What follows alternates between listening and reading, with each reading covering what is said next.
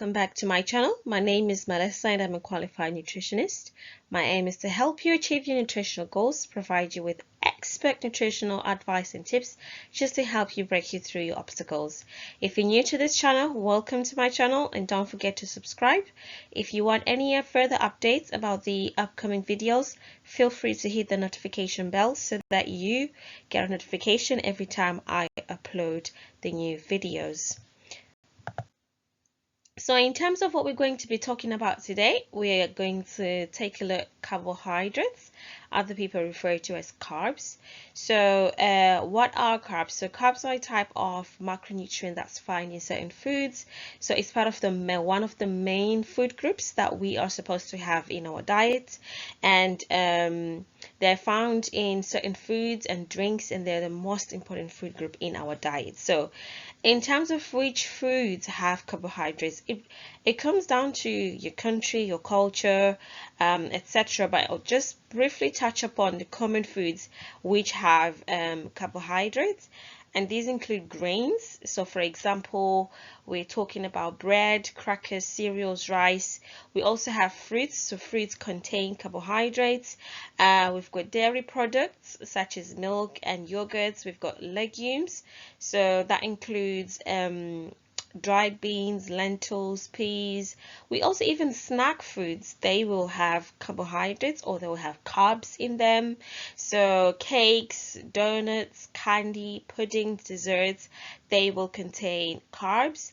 We also have juices. So if it's a fruit drink, a sports drink, energy drink, it is going to have carbohydrates in there. It's going to have carbs, as well as some starchy vegetables. They are going to contain carbohydrates. So for example, potatoes, corn and peas, etc. they are going to have carbohydrates in them. Okay, so as you can see here on this slide, what happens to carbohydrates after we eat? So the first stage is we bite something, we take a bite, we eat something, whether it's a sandwich or it's any of the examples that I've given in the previous slide, and we break it down just in small little pieces so that it goes down our digestive system, or it goes down to our tummy, and then when it gets inside our tummy, it's broken down further into much tinier pieces, and then it separates. So the components of the foods, they separate, and carbs are eventually absorbed into our bloodstream as sugar. So they are so you eat them as maybe potatoes, as peas, and any of those examples that we mentioned previously, they are all absorbed as sugar into our bloodstream. Okay, so that means they are going to have an effect on our blood sugar levels. If you eat even potatoes, if you eat fizzy drink, whether it's whatever it is that we've mentioned previously, they are going to have an effect on your blood sugar levels temporarily. Okay, and then after that, our muscles are going to use up or take up that sugar and use up that sugar for our energy, so we're able to get about with our day-to-day activities or workout or anything. And then if there's a little too much, or maybe if not, you've used up most of that sugar, it's just stored temporarily somewhere for later use. Maybe you might take a walk and you haven't had your lunch, or you might decide to do something and you haven't topped up yet. Then this is the sugar that your body is going to use. But if it becomes a prolonged process where you have not used up that sugar and it was temporarily stored somewhere, your body is going to turn that sugar into fat. That's when it will start storing the fat around your belly, around your hips. If it's a woman, on your bottom or around your breasts. It just depends on the type of body. It's generational in terms of, it can be generational where we store fat. It can be based on your metabolism, your body structure. Some people tend to store more fat on the upper bit of your bodies, and other people tend to store more fat on the bottom part of their bodies. So there's a massive question. Can carbs make you fat? In large amounts they can. Okay, if you consume large amounts of carbs that your body is not using, then they will be converted to fat, which eventually will lead to weight gain.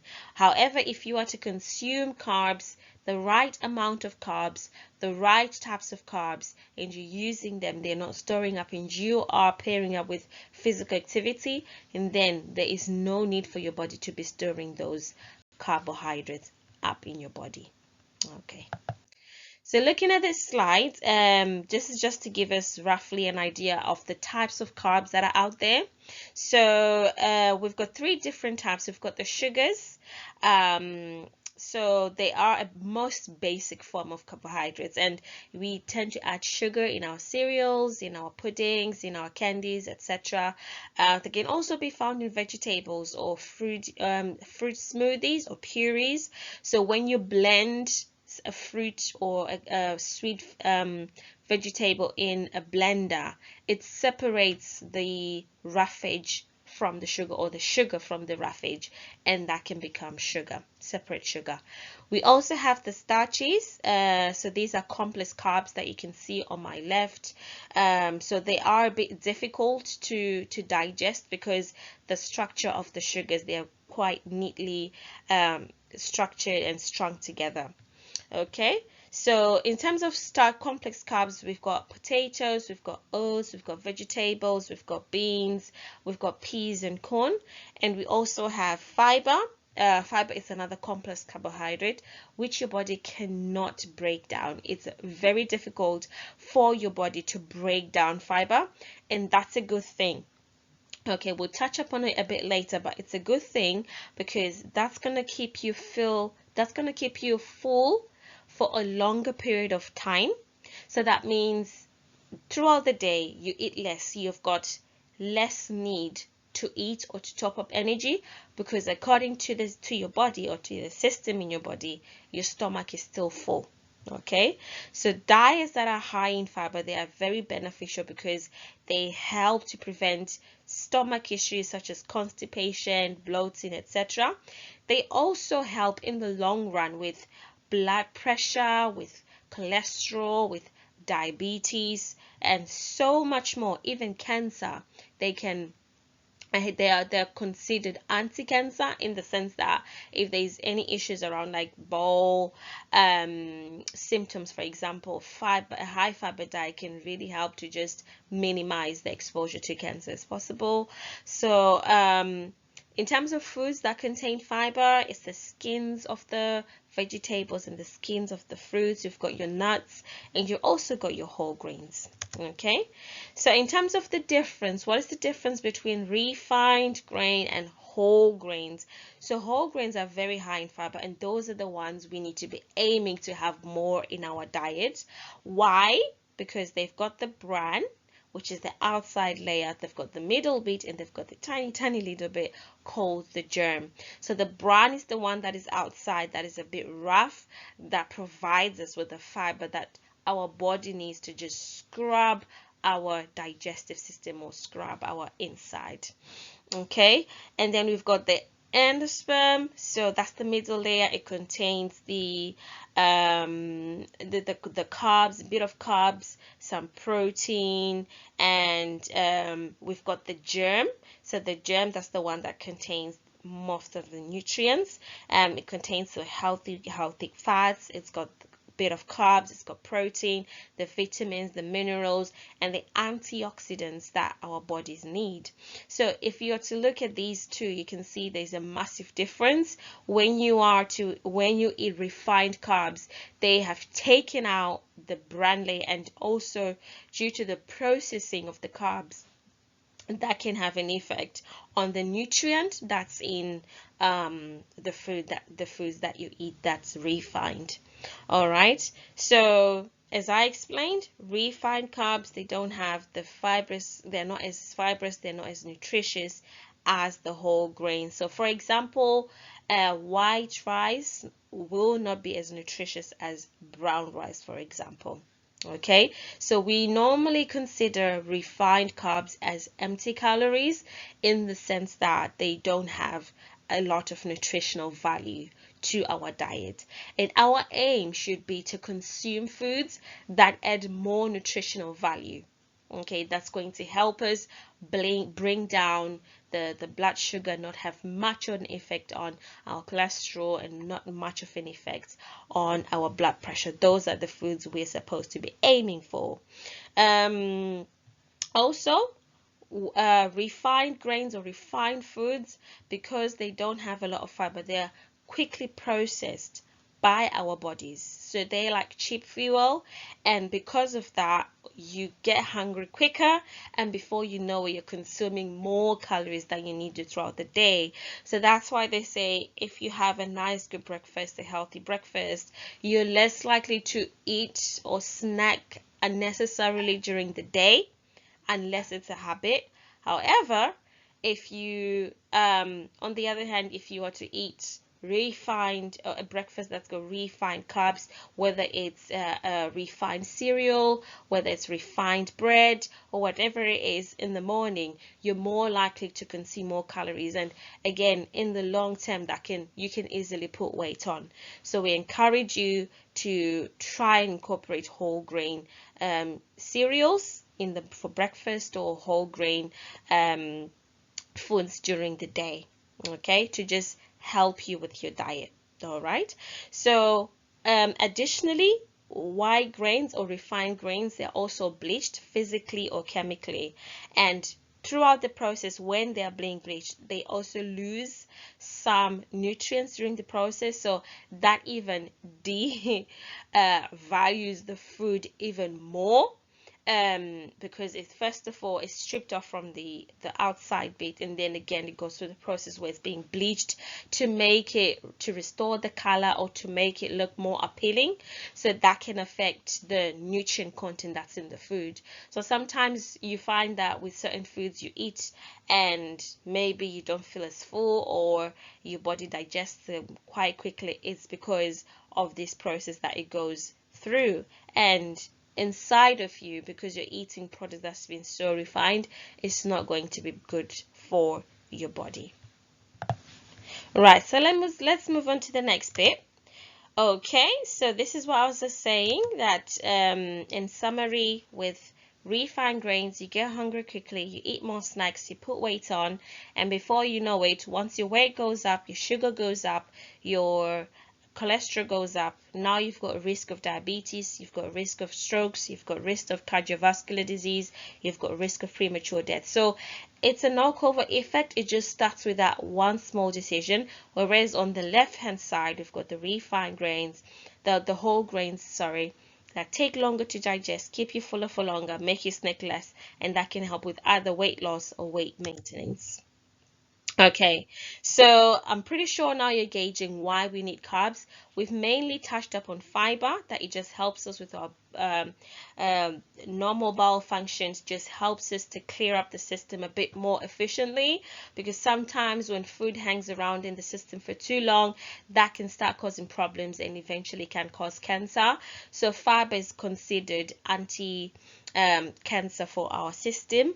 Again, also helps with our gut bacteria, so the good bacteria that's inside our bodies. When you eat fiber, it just gets more. It multiplies, and good bacteria is good for us because it helps with cholesterol and it helps with quite a lot of things in our body. You will also get what is called B vitamins when you eat carbs. So, for example, rice, there is a B vitamin that's in there, and these vitamins, they just helps our bodies break down food more efficiently or release energy from these carbohydrates, from these fats. So when you eat something, these vitamins will come and help to break down and chop down these fats and these carbohydrates that we've eaten, so that we get more energy out of the foods. So it's not just about eating, then you just release the sugar and then use it up, but we need to be efficiently breaking everything down so that we get our, all the energy that we need. Some will say get our money's worth. So if your body doesn't have the right vitamins or the right tools for it to break this down, this is when sometimes you eat and you're still tired because you're not getting the energy you're supposed to be getting from the foods that you're eating.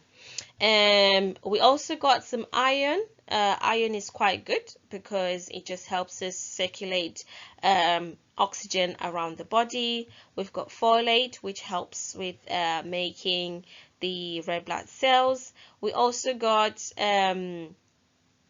calcium, and calcium is just good for our bones and our teeth. So some carbohydrates, they help with providing calcium.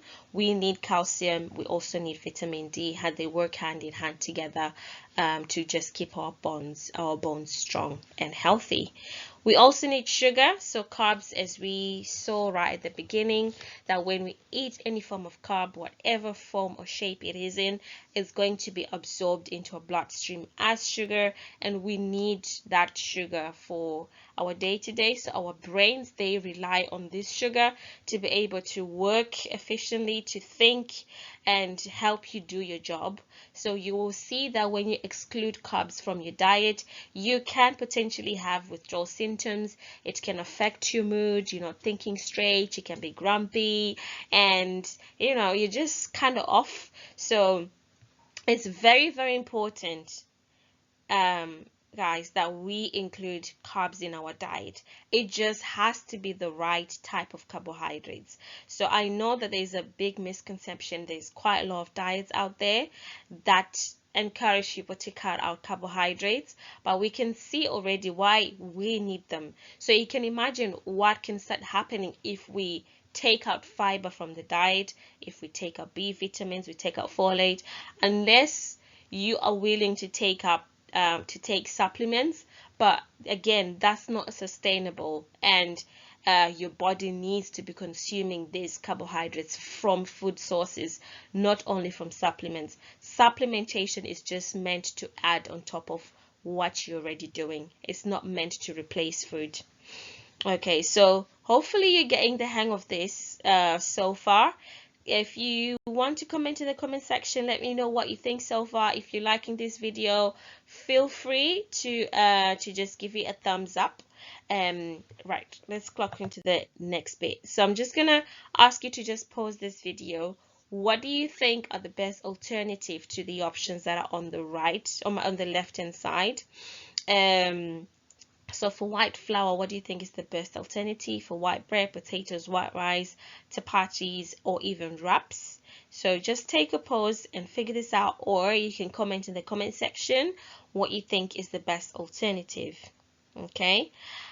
So there are also some other countries in Africa that use maize meal as their staple food. Therefore, write in the comment section what do you think is the best alternative to maize meal. Okay, so I've got the options here on my right. We've got white flour.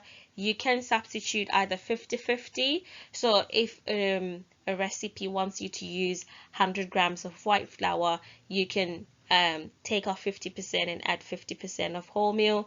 That way it just helps to add a bit more fiber. You can add seeds in your white flour, crushed seeds in there to just add a bit more fiber in there. Same as bread, you can go for the 50-50, or you can go all the way wholemeal, or you can go for seeded bread. And then potatoes, they are fine, especially with the skin on. The skin has good fiber. However, sweet potatoes are better for our system. Okay, and then white rice, brown rice is better. It's not the most appealing. I know white rice is quite difficult, it's quite rough. However, you can try to find recipes that you can pair with brown rice to just make it taste a bit better. Same as white pasta, chapatis, and the wholemeal wrap. Okay. So the question now is, how can we add more healthy carbs to our diet? I want you to comment in the comment section. What do you think is the best way to add healthy carbs to your diet? What can you do, or what would you like to try to add more healthy carbs to your diet? So if you're thinking of including healthy carbs in your diet, also think about what can limit in the way. Maybe it's children, maybe you've got family you live with that don't like the texture, that don't like the taste. So what are you going to do? So I'm going to give you some tips and ideas on what you need to do. But first of all, I need you to write it down in the comment section. Right, so let's start off with breakfast.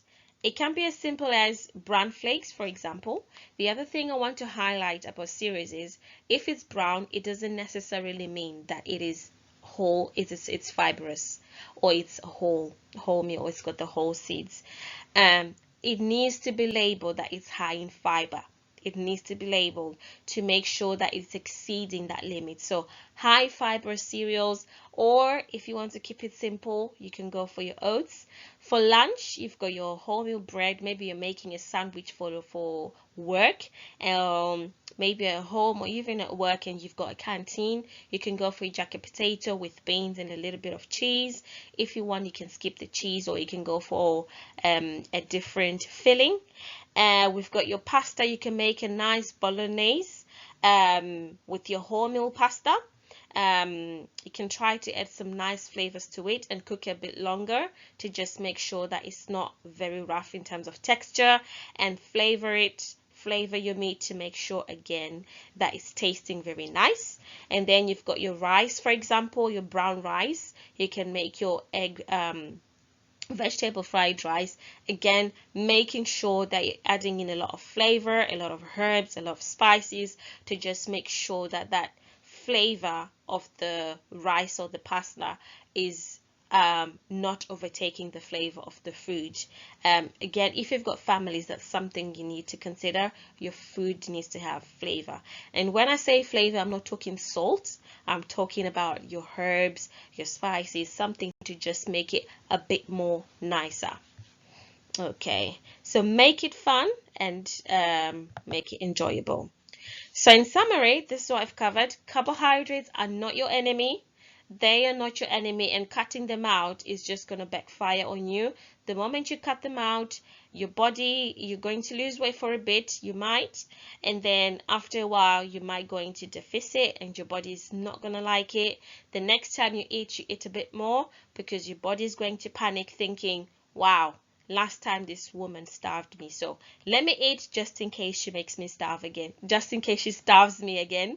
That way I'll know that I've got enough to last me for whatever period. So you will eat more. So you will see that there are people that when they diet, when they put weight on, they can even put more weight even than what they had before. So again, cutting out carbohydrates, it's just going to backfire. It works only for a short term of period. It's not sustainable. So you need to make sure that you include healthier carbs in your diet. There's 3 types of them. The sugar is the one that we need to limit as much as possible. The fiber and the starch is the one that we need to have more of. So we talked about how to identify sugar last time. That is the one that's got the OSE on the food labels, or is the one that we're adding to foods. That's the one we need to have very little or less often. And in terms of the fiber and the starch, that's the ones that we want to have in our diet on a day-to-day basis. Sugar is absorbed in our body to allow us to do what we need to do to have the energy to walk about or to do our chores or to work, and also for our brains to think and do what they need to do whenever where we are. Okay, so I'm going to give you a task. All right, a task. I want you to try this. I want you to just swap just one type of carb in your fridge or in your cupboards that you have for a healthier carb. So if you eat white bread, I want you to try wholemeal bread. If you eat white rice, I just want you to try 1 meal of brown rice. If you can look up a recipe on Google, on YouTube, find out if there's a way. If it's pasta, just buy one bag of pasta, of wholemeal pasta. Give that a go. If it's flour, see if you can bake with wholemeal flour, or if you can include some milled seeds in there to just make it a bit more fibrous. So this is going to be your challenge, and I would appreciate it if you comment in the comment section what you're going to try. If you try it, what did you think? What did you add to it? What recipe you used? If you looked up a recipe online, I would truly appreciate it, so that we encourage, if there's anyone who's going through the same journey, then they can be encouraged. So if you've got any questions, any thoughts about what we've discussed today, feel free to send me an email at siphealthynutrition@gmail.com. Don't forget to follow me on Facebook and Instagram. All you have to do is search Sip Health and Nutrition. And if you've enjoyed this video, feel free to give it a thumbs up. It will really help my channel. And don't forget to subscribe. And guys, thank you so much for tuning in. Until we meet again next time. Have a wonderful day.